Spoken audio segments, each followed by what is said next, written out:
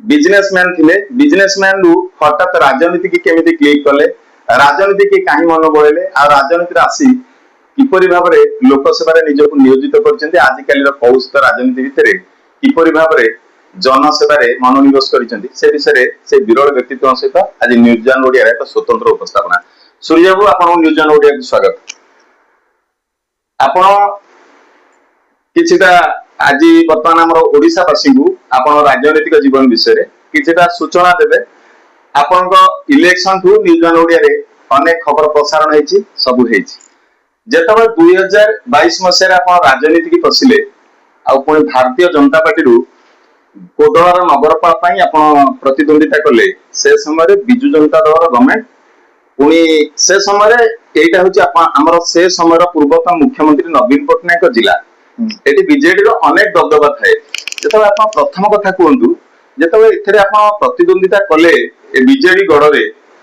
आ पूर्व दीर्घ वर्ष धरि एटी बीजेडी शासन मध्ये चलीची सेतबे आपण डर लागिलानी किछि देखंतो आज्ञा आमे तो मोर गोटे मत अच्छी जो समय रे आमे ए फील्ड को आसिलु से समय रे एरो परिस्थिति बहुत जटिल थिला कौन जटिल कारण बीजेडी गवर्नमेंट शासन रे मन इच्छा कि गोटे जन विरोध भी करि पारु नथला से टाइप रो हिटलर शासन चलतला से पोजीशन रे जे तो देखिली आपण जो कहले मु बिजनेसमैन थिली तापर और वर्ष मु रिपोर्टर लाइन को आसीची सांबादिकता लाइन हां सांबादिक लाइन को आ स्टेट कोऑर्डिनेटर थिली न्यूज जैन ओडिया रो तबे एई परिप्रेक्षी रे मु साहस मोर बढ़िला माने आपण सांबादिकता रु साहस पाइले राजनीति रे प्रतिद्वंदिता करिया को कोई सरकारी दलर लोकन सहित आज्ञा आज्ञा अच्छा तापरे बढ़िला आ घर तो टोटल बिल्कुल मना करथले आ मु मात्र हमर भारतीय जनता पार्टी मु बिजनेसमैन हिसाब पूर्वे थिली आ पूर्वे भी जे इलेक्शन जो आसीबो मु भितरी बहुत बाहर पदाव न बाहर की भितरी मु सपोर्ट करियार आ 2019 इलेक्शन रो मध्ये मु बहुत सब हम धर्मेंद्र प्रधान आस्तले बेगुना बड़ा सभा हेतला से को जति सभार अरेंजमेंट एल मध्ये मु बुझुतली मात्र मु फील्ड की जाई नथली आ नै राजनीति सीधा सड़क प्रतिद्वंदिता बा प्रार्थी होबा पूर्वरु राजनीति हिसाब रे जदि हम देखिबा आपण को दलर समर्थक थिले बा सेमिति किछि नथिले बा कोन सेमिति थिले ना ना सेमिति किछि नै मु को राजनीति यू जाई नथली जेतलो गोटे 2013 मसिया रे हम गोटे बड़ भाई ठिया हेतले काउंसिलर रे मु भी भाई के बुझेइतली ई राजनीति भलो नै राजनीति से मात्र राजनीति रे पाद देलु आ भाई निजो भाईटा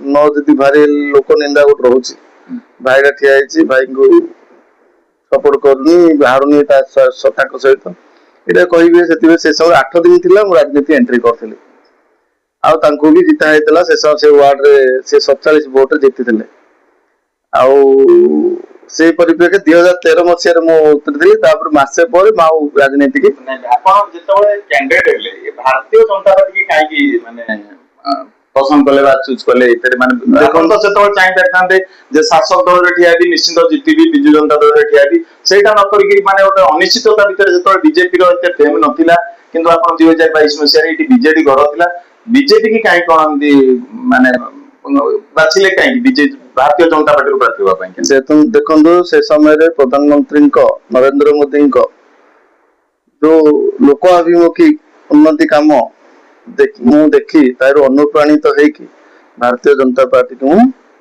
आसिले कोदला मैटर गोटे अलग कारण गवर्नमेंट तांकर बीजेपी थिला कोदला एनएस रे से समय जो थिले विधायक थिले पूर्वतन विधायक आउ जो टाइप रो तांकर शासन चलतला आ लोक बहुत अतिष्ठ होई जाइतिले से परिप्रेक्षी रे से सब गोटे लोक मध्य से समय गोटे कैंडिडेट मध्य जे ठिया से समय इच्छुक करू नथिले टिके सेही दिगो को जिबा सेही जेतबे आपण प्रतिद्वंदिता कले सेही निर्वाचन संक्षेप रे कहिबे से निर्वाचन रणनीति आपण को विरुद्ध रे शासक दल आपण भारतीय जनता पार्टी रो प्रार्थी इटी क्रमागत भाबे पूर्व केते वर्ष धरि इटी बीजेडी चेयरमैन रहि आछंती जखन मु सुनिलाटू ଯେବେଠୁ ଏନ୍ଏସି ହେଲାଣି ସେବେଠୁ ସେବେଠୁ ବିଜେଡି ଚେୟାରମ୍ୟାନ ଚାଲିଛି। ବିଜେଡି ତ ଆସି ନଥିଲେ ତା ପୂର୍ବରୁ ଯେବେ ଏନ୍ଏସି ହେଲାଣି, ହଁ। 20-25 ବର୍ଷ ହେଲା ବିଜେଡି କବ୍ଜାରେ ଏନ୍ଏସି ଥିଲା। ଏନ୍ଏସି ଥିଲା। ଆପଣ ବିରୋଧୀ ଦଳର ମାନେ ସେତେବେଳେ ଭାରତୀୟ ଜନତା ପାର୍ଟି ବିରୋଧୀ ଦଳର ଆପଣ ହେଲେ ପ୍ରାର୍ଥୀ, ଆଜ୍ଞା ସରକାରୀ ଦଳ ହଉଛି ବିଜୁ ଜନତା ଦଳ। ଆଜ୍ଞା। ତେଣୁ ସେତେବେଳେ ଯୋଉ ନିର୍ବାଚନ ରଣନୀତି କେମିତି କେତେ କଷ୍ଟପ୍ରଦ ଥିଲା ଆପଣ ପାଇଁ, ନା ସହଜ ଥିଲା ନା କଣ ଥିଲା? ମୁଁ ଜିତିବା ଉଦ୍ଦେଶ୍ୟରେ ମୁଁ ଠିଆ ନଥିଲି। ଆଚ୍ଛା ମୋର ଆମର ମତାମତ ଥିଲା ସେ ସମୟରେ ଲୋକଙ୍କର ଯାହା ଡିସିସନ ନେବେ ସିଏ ହଉଛି ନେତା। ଆଚ୍ଛା ମୋ ହିସାବରେ ମୁଁ ଦେଖିବାକୁ ଗଲି, ମୁଁ ଯେତେ ଜଣଙ୍କୁ ହେଲ୍ପ କରିଥିଲି ଆଉ ଯେତେ ଜଣଙ୍କୁ ମୁଁ ଇଏ ଦେଇଛି, ସେ ଲୋକ ଏଟଲିଷ୍ଟ ମତେ ଭୋଟ ଦେଇପାରିବେ ନା। ନାଇଁ ନାଇଁ, ଯୋଉ କୁହନ୍ତି ସରକାରୀ ଦଳ ଯାହା ଥାଏ ଯେ ସେ ସମୟରେ ତାଙ୍କ ଏଗନେଷ୍ଟରେ ନିର୍ବାଚନ ଲଢିବା କଷ୍ଟକର ହୁଏ। ମୋ ପ୍ରଶ୍ନଟା ହଉଛି ସିଧାସଳଖ ଯେ ନିର୍ବାଚନ ରଣନୀତିରେ ସେମିତି କିଛି କଣ୍ଟ୍ରୋଭର୍ସି ଆପଣଙ୍କ ପାଇଁ ଆସିନି ନିର୍ବାଚନ ପ୍ରତିଦ୍ୱନ୍ଦିତା କଲାବେଳେ ସେ ସମୟର ସରକାରୀ ଦଳ ଦ୍ଵାରା বা ତାଙ୍କର ଲୋକଙ୍କ ଦ୍ଵାରା ସେମିତି କିଛି ଆସିନି? ଆଜ୍ଞା ସେ ସମୟରେ ବହୁତ କଣ୍ଟ୍ରୋଭର୍ସି ଆସିଛି। ହଁ ସେଟା ହିଁ ପଚାରୁଛି। ଆଉ ମୁଁ ଠିଆ ହେଲା ସମୟରେ ଯେବେ ଠିଆ ମୁଁ 7 ତାରିଖ ଦିନ ନମିନେସନ, ମୁଁ 6 ତାରିଖ ଦିନ ବିଜୁ ଜନତା ଦଳ ବିଜୁ ଭାରତୀୟ ଜନତା ପାର୍ଟିରୁ ଜଏନ ହେଲି। ଆଚ୍ଛା ସଦସ୍ୟ ହେଲେ ଜଏନ ହେଲି ହେଲା। ଆମର ସୁରତ ବିଶ୍ୱାଳ ଭାଇ ଆସିଥିଲେ ଆମର, ତାଙ୍କେ ମତେ ଜଏନ କରାଇଲେ। ସେ ସିଚୁଏସନ ବହୁତ ଜଟିଳ ଥିଲା। ଆମର କାଉନସିଲର ଠିଆ ପାଇଁ ହେଲେ ମଧ୍ୟ ଲୋକ ଡରୁଥିଲେ। ଯେତେବେଳେ ମୁଁ ଠିଆ ହେଲି ସେଠି, ସେ ସମୟରେ ସବୁ ସାହସ କଲେ, ସୂର୍ଯ୍ୟ ଭାଇ ଆସିଲେ, ଏଥର ଆଉ ଟେନସନ ନାହିଁ, ଏଥର ମାଡି ଚାଲିବା। ଜନତାଙ୍କ ସମର୍ଥନ ମଧ୍ୟ ରହିଲା। ଜନତାଙ୍କ ସମର୍ଥନ ରହିଲା। ଆଉ ସେ ରାଲିରେ ଯୋଉ ଦେଖିଲି ଲୋକମାନଙ୍କର 6 ତାରିଖ ଆମର ନୋମିନେସନ ଥିଲା, ଦେଖିଲି ସମସ୍ତେ ପୁରା ଖୁସି। ସେ ଯୋଉ ରାଲିଟାରେ ସମସ୍ତେ ଯୋଉ ସାହି ପଡିଶା ସବୁ ଥିଲେ ଯେତିକି ଥିଲେ, ତା ସହିତ ମୁଁ ଗାଡିରେ ଯୋଉ ଗଲି, ତାଙ୍କର ମୁହଁ ଦେଖି ମୁଁ ଜାଣିଲି କେତେ ଭୋଟରେ ଜିତିଲେ ଆପଣ? ଦେଖନ୍ତୁ ଟୋଟାଲ ଆମର 6800 କେତେ ପୋଲିଂ ହେଇଥିଲା। ଆମର ପୋଲିଂ ରେ ଆମେ ପାଇଲୁ 4572। ଏଇଟା ଲୋକମାନଙ୍କର ଭୋଟ। ମୁଁ ଉଡେଇନି, ତାଙ୍କେ ଚାହିଁଲେ ତାଙ୍କେ ଉଡେଇଲେ। କାରଣ ଯୋଉ ଟାଇପ ର ସିଷ୍ଟମ ଚାଲିଥିଲା ପୂର୍ବେ, ସେ ସିଷ୍ଟମ ରେ ଏନ୍ଏସି ଅଫିସ ରୁ କିଏ ଗୋଟେ ଆସିବାକୁ ଡରୁଥିଲେ। ଏଠି ବିଜେଡିର ଚାଟୁକାର ହାଫ ପ୍ୟାଣ୍ଟ ପିନ୍ଧି କୁକୁର ଧରିକି ଆସିପାରିବେ। ମାତ୍ର ସାଧାରଣ ବିରୋଧ କରୁଥିବା ଲୋକ ଏଠି ଆସିପାରିବେ ନା? ହଁ, ବିଜେଡି ବିରୋଧ କଥା ହେଲା, ସାଧାରଣ ଲୋକ ଆସିପାରିବେ। ବିଜେଡି ସେମିତି ଶାସନ ଚାଲିଥିଲେ। ମାନେ ଏନ୍ଏସି ଅଫିସ ଏକ ପ୍ରକାର ଗୋଟେ ପାର୍ଟି ଅଫିସ ହେଇଗଲା। ହଁ, ସେ ସବୁ ପାର୍ଟି ଅଫିସ ଡରୁଥିଲେ। ଏଇଟା ଗୋଟେ ଖଣ୍ଡର ହେଇକି ଥିଲା। ଏଠି ଲୋକ ଆସିଲେ ଗୋଟେ ଭୂତ କୋଠି ଭଳିଆ ଲାଗୁଥିଲା। ଠିକ ଅଛି, ଆମେ ଆପଣ ଆସିଲା ପରେ କଣ ହେଲା ସେଇଟା ତ ଆଲୋଚନା କରିବା। ଆଉ ଗୋଟେ ପୁରା ସବୁଠୁ ଇମ୍ପୋର୍ଟାଣ୍ଟ କ୍ୱେଶ୍ଚିନ୍, ଆପଣଙ୍କ ଗଭର୍ଣ୍ଣମେଣ୍ଟ ଆସିଲା 2 ବର୍ଷ ହେଲା, ଆପଣ ଜିତିବା 4 ବର୍ଷ ପ୍ଲସ୍ ହେଇଗଲା। 4 ବର୍ଷ 1 ମାସ ହେଇଗଲା। ମଝିରେ ଯୋଉ 2 ବର୍ଷ କଥା ଛାଡି ଦିଅନ୍ତୁ, ସେଇ ଯୋଉ 2 ବର୍ଷ ଆପଣ ବିରୋଧୀ ଦଳରେ ରହି ଚେୟାରମ୍ୟାନ ପଦବୀରେ ବସିଲେ, ଆଜ୍ଞା, ସେ ସମୟରେ ବିଜୁ ଜନତା ଦଳ ଗଭର୍ଣ୍ଣମେଣ୍ଟ ରହିଲା, ସେ ସମୟରେ କାମ କେମିତି କିଛି ଆପଣଙ୍କ ଅସୁବିଧା ହୁଏନି? ସେ ସମୟରେ ଆଜ୍ଞା ପ୍ରଥମ 2 ମାସ ଠିକ ଠାକ ଚାଲିଥିଲା। ହେଲେ ଗଭର୍ଣ୍ଣମେଣ୍ଟ ଆମର ଆସିଲା, ସେ ସମୟରେ କାମ ବହୁତ ଗୁଡାକ ସାଙ୍ଗେ ସାଙ୍ଗେ ଆକ୍ସନ ମୋଡରେ। ଆପଣଙ୍କ ଗଭର୍ଣ୍ଣମେଣ୍ଟ ଆସିବା ପୂର୍ବର କଥା କହୁଛି, ଯେତେବେଳେ ଆମର ଏନ୍ଏସି ଗଭର୍ଣ୍ଣମେଣ୍ଟ ଆସିଥିଲା, ସେ ସମୟରେ ଆପଣ କାମ କରିବାକୁ କୌଣସି ମାନେ ସେ ସମୟର ସରକାରୀ ଦଳ ଦ୍ଵାରା ହଇରାଣ ହରକତ କରେଇବା, ଭଲ ମନ୍ଦ କରିବା, ଏମିତି କିଛି ଘଟଣା ଘଟିନି? ବହୁତ ଘଟଣା ଘଟିଛି। ଆମକୁ କାଉନସିଲ ମିଟିଂ ଗୋଟେ କରେଇଦେବେନି। ହଁ, ସେଗୁଡାକ ତ ଆମେ ନ୍ୟୁଜରେ ଦେଖିଛୁ, ପରିବେଷଣ ବି କରିଛୁ। ଏମିତି କି ମାନେ ଏଠି କାଉନସିଲ ମିଟିଂ ବି ହେଇପାରିବ ବିନା ନଲେଜରେ ମୁଁ ଜାଣିବିନି ଗୋଟେ ପରେ ଗୋଟେ ଇଏ କରିବେ, ପ୍ରୋବ୍ଲେମ କ୍ରିଏଟ କରିବେ। ଆଉ ମୋ ପାଖକୁ ତ ଫାଇଲ ବି ଆସୁନଥିଲା ସେ ସମୟରେ। ଆଉ ଡେଭଲପମେଣ୍ଟ କାମ କଣ ହବ? ମାନେ ସରକାରୀ ଅଫିସର ମାନେ ବି ଆପଣଙ୍କୁ ସହଯୋଗ କରୁନଥିଲେ? ନା, ସେ ସମୟରେ ସହଯୋଗ କରୁନଥିଲେ। ଆଉ ତା ସହିତ ସେ ସମୟରେ ବହୁତ ହଇରାଣ ହରକତ, ଲୋକ ଜନସାଧାରଣ ଲୋକ ମଧ୍ୟ ହଇରାଣ ହେଲେ। କାରଣ ତାଙ୍କୁ କହିଲେ ଆପଣଙ୍କର କିଛି କରିବାକୁ ଇଚ୍ଛା ଥାଏ ବି କିଛି ଲୋକଙ୍କ ପାଇଁ କରିପାରୁନଥିଲେ? ଯାହା ହଉଥିଲା ସେଇ ଭତ୍ତା ସିଷ୍ଟମ ଯୋଉଟା ମୋ ଇଏରେ ଥିଲା। ଆଉ ଡେଭଲପମେଣ୍ଟ କାମ ତ ଟୋଟାଲ ବନ୍ଦ କରିଦବା, କାରଣ ବନ୍ଦ କଲେ ମୁଁ ବଦନାମ ହେବି ସେମାନେ, ମାତ୍ର ସେଟା ଉଲ୍ଟା ତାଙ୍କୁ ପଡିଗଲା। ଆମ କୋଦଳାବାସୀ ପୁରା ସଚେତନ। ଆପଣଙ୍କ ସହନଶୀଳତା ତାଙ୍କ ପାଇଁ ଭାରି ପଡିଗଲା। ଆଜ୍ଞା, ମୁଁ ଯାହା ବି ସେମାନେ କରିବେ ମୁଁ କାଉଣ୍ଟର କରିବି। କାରଣ ମୁଁ ସାଧା ଯେ ବସିବିନି, ଏମିତି ଲୋକ ଜନସାଧାରଣ ସବୁ ଜାଣିଲେ ଏଇ ଟାଇପ ର ପ୍ରୋବ୍ଲେମ ହଉଛି। ହେଲେ ମଧ୍ୟ ଆଉ ସେ ସବୁରେ ଯୋଉଟା ହଇରାଣ ହରକତ କଲେ, ମୁଁ ଏନ୍ଏସି ଯଦି ମୁଁ ଏଇ ଆସିଲି, ଆମକୁ ଏମିତି ସିଷ୍ଟମ କରୁଥିଲେ ଆଟାକ୍ କରିବା ପୋଜିସନ ବି ଥିଲା ମୁଁ। ଆଉ ଗୋଟେ କଥା ଶେଷ ପ୍ରଶ୍ନ, ଆପଣ କହିବା ଅନୁସାରେ ଯେ ବିଜୁ ଜନତା ଦଳ କବ୍ଜାରେ ଯେତେବେଳେ ଏନ୍ଏସି ଥିଲା ଏଠି ବହୁତ ଦୁର୍ନୀତି ହଉଥିଲା, ଗୁଣ୍ଡାଗର୍ଦି ଚାଲିଥିଲା, ଏ ସବୁ କିଛି ହଉଥିଲା। ଆପଣ ତାପରେ ଚେୟାରମ୍ୟାନ ହେଲେ, ନଗରପାଳ ପଦବୀ ପାଇଲେ, ଆଉ ଏନ୍ଏସି କି ପ୍ରବେଶ କଲେ। 2 ବର୍ଷ ବିରୋଧ ଦଳ ସହିତ ମାନେ ବିରୋଧ ଦଳ ରହିକିରି ବି କାମ କଲେ। 2 ବର୍ଷ ହେଲା ଆପଣ ଗଭର୍ଣ୍ଣମେଣ୍ଟ ଆସିଲା, ଏମିତି କିଛି କଣ ଆପଣ ଯୋଉ ଚିନ୍ତାଧାରା ନେଇ ଲୋକ ସେବା କରିବା ନେଇ ଆପଣ ରାଜନୀତିକି ଆସିଥିଲେ, ଆପଣଙ୍କର ମାନେ କଣ କଣ ଆପଣ କୋଦଳରେ ଆଖି ଦୃଷ୍ଟିଆ କାର୍ଯ୍ୟ ସେଇଭଳିଆ କରିଛନ୍ତି, ତାର କିଛିଟା ଉଦାହରଣ ସେଇଭଳି ଭଲ ଭଲ କାମ? ଦେଖନ୍ତୁ, ଗଭର୍ଣ୍ଣମେଣ୍ଟ ଆସିଲା ପରେ ବହୁତ କାମ ହେଇଛି, ଯାହା 20 ବର୍ଷ ସୁଦ୍ଧା ହେଇନଥିଲା। 20-25 ବର୍ଷ, ଏଇ 1.5 ବର୍ଷ 2 ବର୍ଷ ଭିତରେ ବହୁତ କାମ ହେଇଛି। ହଁ, କିଛି ସେଇଭଳିଆ କିଛି ଦେଖନ୍ତୁ, ମୁଁ ଆପଣଙ୍କୁ କହିଦଉଛି, କଲ୍ୟାଣ ମଣ୍ଡପ ଆମର ହେଇଛି ବଡ, 4.5 କୋଟି ଟଙ୍କା ପାଖାପାଖି ଗଭର୍ଣ୍ଣମେଣ୍ଟ ଆମର ଇଏ ସେ କମ୍ପ୍ଲିଟ ହେଇଛି, ସ୍ପିଡ କରେଇଲୁ। ତା ସହ ଆମର ପାର୍କ ହେଇଛି, ଆଉ ସବୁ ସାଇଡ ରୋଡ ଘାଟ ହେଇଛି, ଆଉ ଯୋଉଟା ଡ୍ରେନେଜ ସୁବିଧା ହେଇନଥିଲା ସବୁ ଡ୍ରେନେଜ ବି ହେଇଛି। ଏବେ ଦେଖନ୍ତୁ କୋଦଳରେ ଆସି କୋଉ ଡ୍ରେନେଜ ର ପ୍ଲେଟ ସବୁ ପୂର୍ବେ ନଥିଲା, ସବୁ ଡ୍ରେନେଜ ର ପ୍ଲେଟ କମ୍ପ୍ଲିଟ ହେଇ ପଡିଛି। ଆଉ ସବୁଠୁ ବେଷ୍ଟ କଥା କହୁଛି, କୋଦଳା ସବୁବେଳେ ସ୍ୱଚ୍ଛ ରହୁଛି। ଆଉ ଲୋକମାନେ ସ୍ୱଚ୍ଛତା ଉପରେ ଯେତିକି ଅଛନ୍ତି ଏସି ଆମର ସ୍ୱଚ୍ଛ ସାଥୀ ଇଏ ଅଛନ୍ତି, ସବୁ ଧ୍ୟାନ 2 ଥର ଦିନକୁ ସଫା ହଉଛି। ଆଉ ତା ସହିତ ଗୋଟେ ଡେଭଲପମେଣ୍ଟ କାମ ଚାଲିଛି। ଆଉ ପୋଖରୀ ପୁନରୁଦ୍ଧାର ବି କରାହେଇଛି, ପାଖାପାଖି 6-7ଟା କମ୍ପ୍ଲିଟ ହେଇଗଲାଣି, ଆହୁରି ଅଣ୍ଡର ପ୍ରୋସେସ କାମ ଚାଲିଛି। ଆଉ ଯେତିକି ଲାଇଟ ଲାଗିଛି ଆମର, ପୂର୍ବେ ଲାଇଟ ଲାଗୁଥିବ ଲାଗିଥିବ, ଏତେ କମ୍ପ୍ଲେନ କଲେ ସୁଦ୍ଧା ମତେ ସେ ପୂର୍ବ ଗଭର୍ଣ୍ଣମେଣ୍ଟରେ କିଛି ହେବାର ନଥିଲା। ଏବେ କୋଦଳ ଲାଇଟ ବି ଅସୁବିଧା ହଉନି। ଏବେ ଷ୍ଟ୍ରିଟ୍ ଲାଇଟ ଏବେ 5ଟା ଲାଗିଲା, ପୂର୍ବେ 3ଟା ଲାଗିଥିଲା, ଏବେ 2ଟା କାମ ଚାଲିଛି, କାଲି ପରଦିନ ବି ଚାଲିବ। ତା ସହିତ ନୂଆ ଏସିଟି ପ୍ଲାଣ୍ଟ ଆମର ଚାଲିଛି ସେଇରେ। ତା ସହିତ ମନ୍ଦିର ଯେତିକି ଅଛି ପାରିପାର୍ଶ୍ୱିକ କାମ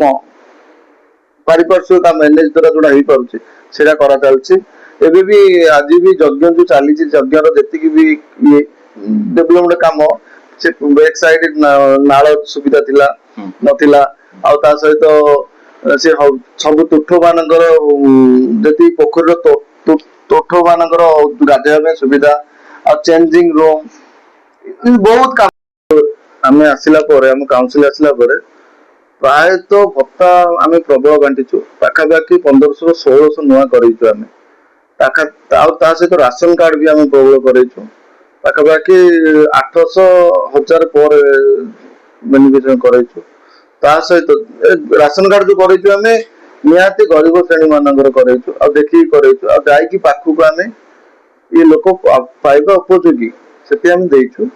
ଆଉ ଗୋଟେ କଥା, ବିଜେଡି ଗଭର୍ଣ୍ଣମେଣ୍ଟ ଥିଲା ସମୟରେ ଯୋଉ ଆମର ଇଏ ଆବାସ ଗୁଡା ଯୋଉ ଆମର ପ୍ରଧାନମନ୍ତ୍ରୀଙ୍କ ଆବାସ ଯୋଜନାରେ ଇଣ୍ଟରନାଲି ବନ୍ଦ କରେଇଥିଲେ। ଏବେ ପାଖାପାଖି 280 ହିତାଧିକାରୀଙ୍କୁ ଆମେ ପେମେଣ୍ଟ କରିପାରୁନଥିଲୁ। ଏଇଟା ଉପର ଲେଭେଲରୁ ବନ୍ଦ ଥିଲା।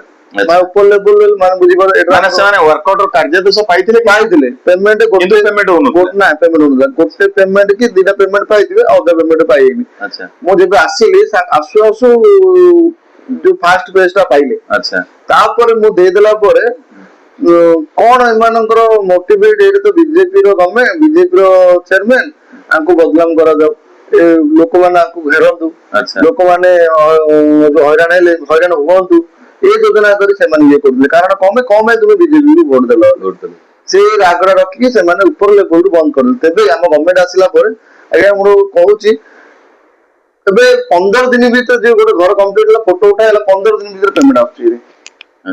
ଏଇଟା ଆମକୁ ଗଭର୍ଣ୍ଣମେଣ୍ଟ ଆମ ଗଭର୍ଣ୍ଣମେଣ୍ଟ ଯୋଉ ଟାଇପ ର ସିଷ୍ଟମ କରିଛନ୍ତି, ଆଉ ଲୋକମାନେ ମଧ୍ୟ ଜନସାଧାରଣ ପୁରା ଖୁସି ଅଛନ୍ତି। ଆଉ ଦ୍ୱିତୀୟ କଥା, ଯୋଉ ବି ଜନସାଧାରଣ ଆମର ଏଠିକି ଆସୁଛନ୍ତି, ଯଦି ମୁଁ ନଥିଲେ ବି ମୁଁ ଏଇଠି ଆମର ଷ୍ଟାଫ ଅଛନ୍ତି, ମୁଁ 2 ଜଣ ବି ରଖିଛି ଏଇଠି, ତାଙ୍କର ପ୍ରଥମେ ପ୍ରାୟୋରିଟି ଆମେ ଦଉଛୁ ଲୋକ କମ ଆସୁଛନ୍ତି। ମୁଁ ଗ୍ରିଭେନ୍ସ ପ୍ରଥମେ ଯଦି ମୁଁ ଚେୟାରମ୍ୟାନ ହେଲି ଆଜ୍ଞା, ସେ ସମୟରେ ଆମର ପ୍ରତ୍ୟେକ ଦିନ 80-90 ଗ୍ରିଭେନ୍ସ ଆସୁଥିଲା। ମୁଁ ଏଇଠି 10ଟାକୁ ଆସି ମୁଁ 4ଟା ପର୍ଯ୍ୟନ୍ତ ମୋର ସରିବାର ନାହିଁ ଗ୍ରିଭେନ୍ସ କଣ୍ଟିନ୍ୟୁ। ସେ ସମୟରେ 20%-30% ସଲ୍ଭ ହେଇଯିବାର, ଆଉ 70% ଉପର ଲେଭେଲରୁ ବନ୍ଦ ହେବାର। ଯୋଉମାନଙ୍କର ଗୋଟେ ମନେକର ଆବାସ ହଉ, ନହେଲେ ଭତ୍ତା ହଉ, ए सिस्टम गुड़ाटी बंद कर गवर्नमेंट एबे जो होची एबे पाखापाखि मो ग्रीवेंस आज आसी बस केतरा हला पाखापाखि 3 घंटा हला बसची